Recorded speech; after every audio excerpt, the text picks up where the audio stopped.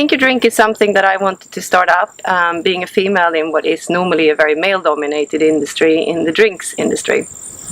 Pink Your Drink is for females, by females, and the reason behind it is I literally, after a 25-year-long career, was fired and realized during that period that a lot of support structures around females are simply not available. I wanted basically to build a platform that was a simple way for females to showcase their talent. Females somehow are slightly more introverted than some of the extroverted males, specifically in this industry. And looking at the bartender industry, possibly even more so than in the supplier area where I have worked.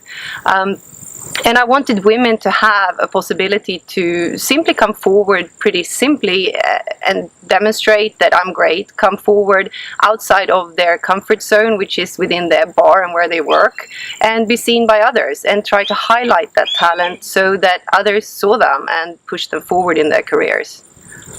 Basically, we're starting off being a very small company, being me, myself and I a little bit at the beginning, with running an all-female bartender competition. The competitions is something that I have seen over the years of 25 years spanning a career, is helping people to basically get to the next level and be seen by others. So a lot of females, they found themselves completely alone, maybe with 15 guys competing, and many were put off and simply just didn't want to take part in the competitions. So I wanted to create an environment that was for females, not being discriminatory to anybody, but actually give the females a chance to compete, be part of it, see the media there, put themselves forward, but actually doing it in their way, within their own circles. Basically a lot of women have taken part. In addition to trying to push the platform for females, we also running Pink Your Drink very much as a support for the pink ribbon and breast cancer awareness.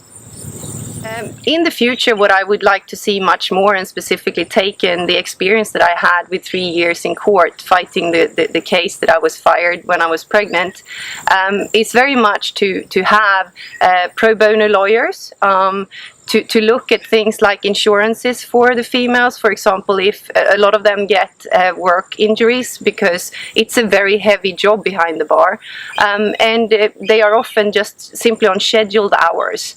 I would like to see much more employment contracts on full-term basis where they have some security in what they do.